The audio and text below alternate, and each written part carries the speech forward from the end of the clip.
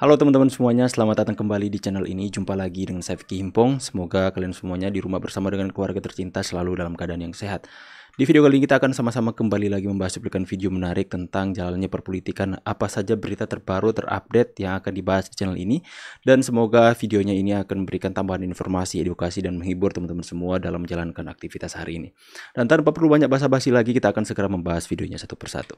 Turunkan dan adili Jokowi, perusak konstitusi, penjahat demokrasi, Joko Widodo raja nepotisme dan dinasti, kata orang-orang yang sakit hati yang tidak mau terima kekalahan sampai hari ini. Kita dengarkan dulu beritanya. Hari ini semua rakyat bersatu dari Sabang sampai Merauke.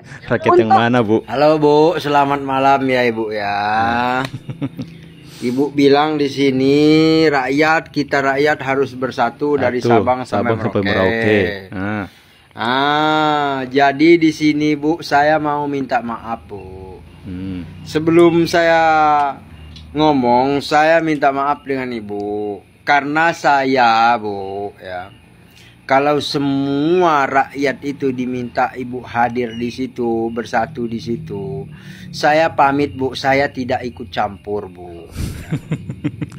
Bapak mau kerja Jadi ya? di ujung kata-kata Ibu, kalau Ibu bikin video lagi, di ujung kata-katanya dikasih kayak gini Bu ya. Seluruh rakyat Indonesia kumpul kecuali Darwin CM. Yang tidak saya ikut sertakan gitu ya. Namanya Darwin ya. Karena kumpul-kumpulan kalian itu gak bermasuk akal, gak beralasan ya Bu ya.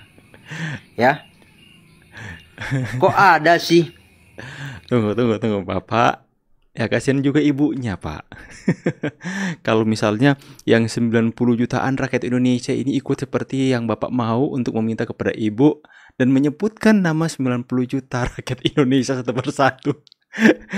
Semua rakyat Indonesia dari Sabang sampai Merauke kecuali Pak Darwin M, kecuali Vicky Himpong, kecuali siapa lagi mau disebutkan. Ayo tulis di kolom komentar yang 90 juta rakyat Indonesia biar ibunya sebut satu persatu ya. Ya karena mereka ini mengajak masyarakat Indonesia yang katanya dari Sabang sampai Merauke untuk mengikuti kegiatan atau gerakan mereka yang tidak bermanfaat buat kami. Mending kami kerja, cari makan buat keluarga kami. Ngapain buang-buang waktu, buang-buang uang ke sana untuk menjadi boneka elit-elit politik saja. Betul kata Bapak ini, tapi saran Bapak ini kepada ibunya itu benar-benar kasihan ibunya. Siapa lagi pertemuan? Sorry. Pertemuan raja kawin dan raja ngibul. Astaga. Siapa sih yang tulis ini? Anda itu janganlah seperti itu Pak. Raja kawin raja. Untuk terakhir kali. Untuk yang terakhir kali apa Bapak? Mau meninggal?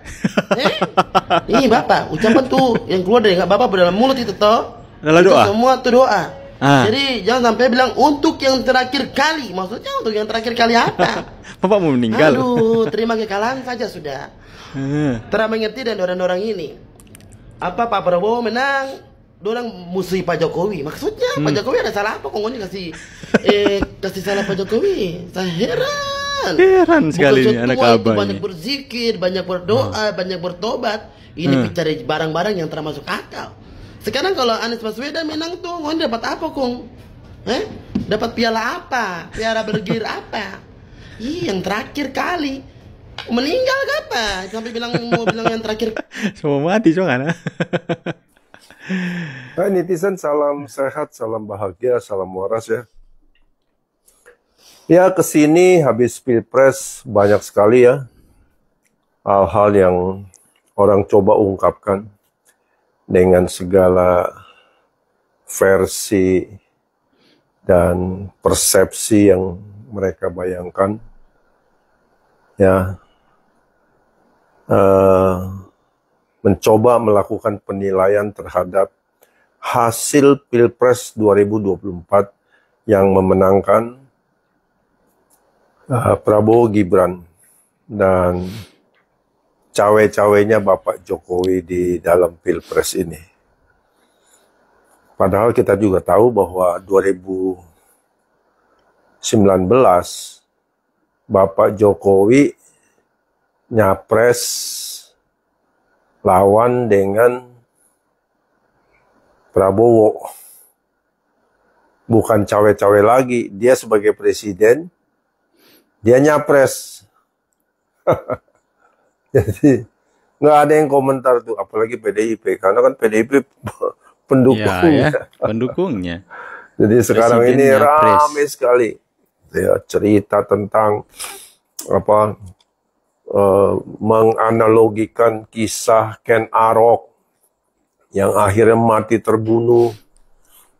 Saya tertarik dengan caption Bapak ini ya. Pesan saya, hati-hati kalian para pembenci. Bapak Prabowo, tingkat kesabarannya beda dengan Jokowi.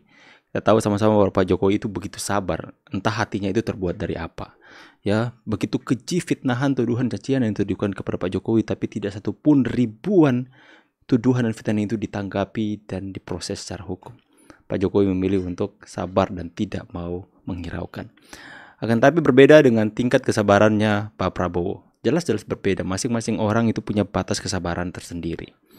Ya, semoga saja apa yang disampaikan oleh seorang bapak yang mengatakan, Pak, kalau mereka itu sudah keterlaluan, sudah menggunakan cacian, makian sebagai bungkusan dari sebuah kritikan, kembalikan aja pemerintahan sini seperti zaman Soeharto.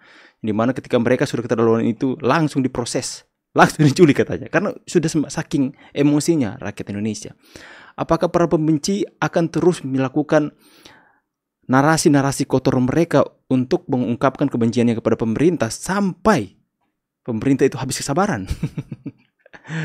Ya, saya pikir tindakan yang harus dilakukan oleh pemerintah atau Pak Prabowo ketika habis kesabaran harus tegas tapi terukur. Jangan sampai melakukan tindakan-tindakan yang malah mencederai demokrasi itu sendiri. Akan tetapi lakukan tindakan-tindakan seperti proses mereka secara hukum. Proses masukkan ke dalam penjara kalau sudah didapati ada unsur-unsur ujaran kebencian dalam narasi mereka. Saya ingin tahu. Kenapa ini? Saya ingin memberitahukan bahwa TNI itu bangsat. Nanti udah ketangkap baru, Bu. Kenapa Ibu? Kenapa sih ini? Kenapa? Katakan TNI seperti itu dan kemudian mau merusak genteng rumah. Coba kita baca kolom komentar ya. Siapa tahu kita bisa menemukan alasan kenapa ibu ini begitu bencinya sama TNI, teman-teman. Kita baca dulu. Korban Halode. Apa sih Halode? Wahai Adinda Halode, yang mana yang menyakitimu? Kita tunggu kabar ini ibu, viralkan. Karena rasa memiliki yang tinggi sampai-sampai rumah dinas dia anggap rumah sendiri. Ada apa ibu kok begitu ngomongnya ya? Sepertinya bapak si cewek ini sudah pensiun lalu rumah dinas mau diambil alih ke TNI yang aktif. Korban pendukung 02. Astaga. Ibu siapa ini boy? Ibu ini lagi jatuh cinta pada anggota TNI dan orang yang dicintainya pindah tugas. Belum ada alasan yang jelas, nanti kita cari tahu ya. Kenapa sih ibu ini ya? Ada apa sampai dia seemosi ini kepada TNI ya? Megawati mengajukan surat amikus kepada MK ini yang lagi ataupun tren, ya? mengajukan dirinya menjadi sahabat pengadilan atas kekhawatiran terhadap putusan pengadilan yang berdampak buruk terhadap keadilan di negara ini. Apakah Jokowi sudah mengantisipasi langkah Megawati ini? Yos, jelas Jokowi sudah mengantisipasinya. Karena dengan langkah Megawati ini, dengan surat amikus ini ada dua kemungkinan. Yang pertama tertolak. Karena syarat untuk mengajukan surat amikus ini tidak boleh orang yang berperkara. Sedangkan Megawati dengan PDIP-nya itu adalah orang yang berperkara dalam kasus ini. Kemudian yang kedua, seandainya pun diterima menjadi sahabat pengadilan, ini juga menjadi senjata makan tuan. Itu artinya Megawati ketika menjadi sahabat pengadilan, dia juga akan mendukung terhadap menyeret Ganjar dengan kasus Wadas dan EKTP-nya ke pengadilan. Itu harus didukung karena sahabat pengadilan kan. Atau yang kedua, menyeret Harun Masiku juga ke pengadilan, Megawati juga harus mendukung. Jadi maju kena, mundur kena. Apapun langkah politik Megawati itu sudah bisa diantisipasi oleh Jokowi. Pak Jokowi. Wow, ya. Semakin seru. Ini seperti bukan pertandingan antara Prabowo, Ganjar atau Anies. Ini seperti pertandingan karakter antara Jokowi dan Megawati. Yang dimaksud Imam Mahdi pertama Akulah yang dimaksud Imam Mahdi pertama. Ini Aku ya, sedang Imam. berkiprah di kenabian Nabi Muhammad SAW alaihi. Susah sementara waktu di bumi. Yang kedua Sampai Pak aku Anies meninggalkan Baswedan ya. bumi, baru setelah itu balik lagi ke bumi, baru aku pakai kehebatan menguasai dunia. Sesuai aku penguasa dunia. Itu aturannya dari Allah. Berarti ini Imam Mahdi pertama. Adapun Imam Mahdi kedua adalah Siapa? Arjun Sen, itu anak kandungku yang kedua. Itu Anak yang kandungmu. dimaksud Imam Mahdi kedua.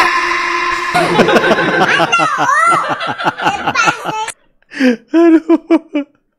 Netizen ada-ada aja ya. Aduh. Semua ingin memberikan perhatian lebih kepada hakim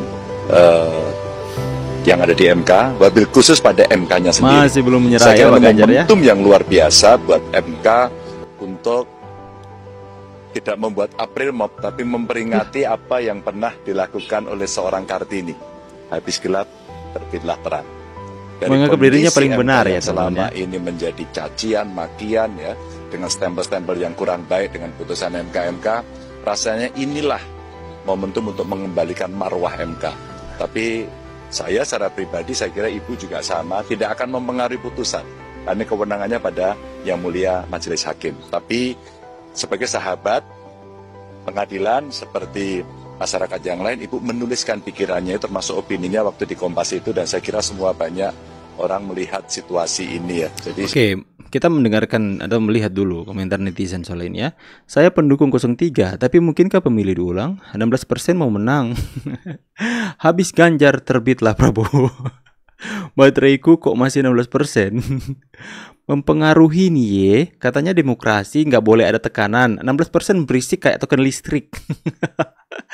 Intinya kalau tidak sesuai keinginan dan kemauan semuanya salah ya. Semuanya salah kok. Harusnya dia yang benar ya. Semuanya dia yang paling benar ya. Poyowis Pak Ganjar, aku wong Jawa Tengah ya nyoblos 02 kok. Insya Allah masih MK pasti adil, yang suaranya besar menang, yang kecil apalagi yang paling kecil kalah. Mau komen tapi bateraiku cuma 16%, tak cas dulu buat 2029 nanti biar awet, nggak beli baterai lagi. Ya masyarakat kan apa teman-teman ya, nggak berikan support dengan keributan yang terjadi sampai detik ini. Nggak, masih aja nggak mau terima, masih saja nggak mau memberikan selamat kepada paslon yang menang ya. Kita lihat saja sampai keputusan MK dikeluarkan, apalagi langkah yang akan mereka lakukan teman-teman. Apakah masih tetap dengan keangkuhan dan keegoisan yang tidak mau menerima kekalahan dan tidak mau menyampaikan ucapan selamat kepada yang menang? Terlampir dan juga tulisan tangan. Nah ini dia ya. Dari Ibu Megawati Soekarno Putri buat teman-teman pers. Ya. Ketua Umum PDIP Megawati Soekarno Putri mengajukan diri sebagai amicus curiae. Apa sih itu? Atau sahabat pengadilan ke Mahkamah Konstitusi. Apakah dengan menjadi sahabat pengadilan mau mempengaruhi keputusan? Tulisan tangan Megawati sebagai amicus curiae disampaikan Sekjen PDIP Hasto Kristianto.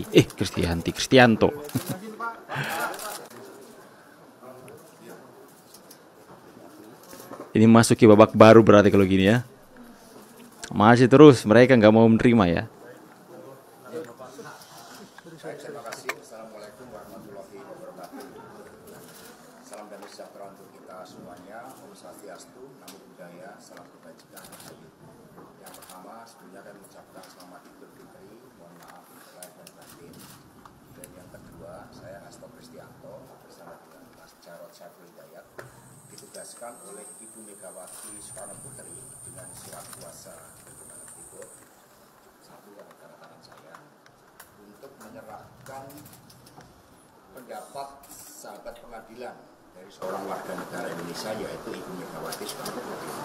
Sehingga Ibu Mega dalam kapasitas sebagai warga negara Indonesia mengajukan diri sebagai amicus curiae atau sahabat pengadilan. Dan ini terlampir dan juga tulisan tangan dari Ibu Megawati Soekarno Putri buat teman-teman pers. Ya.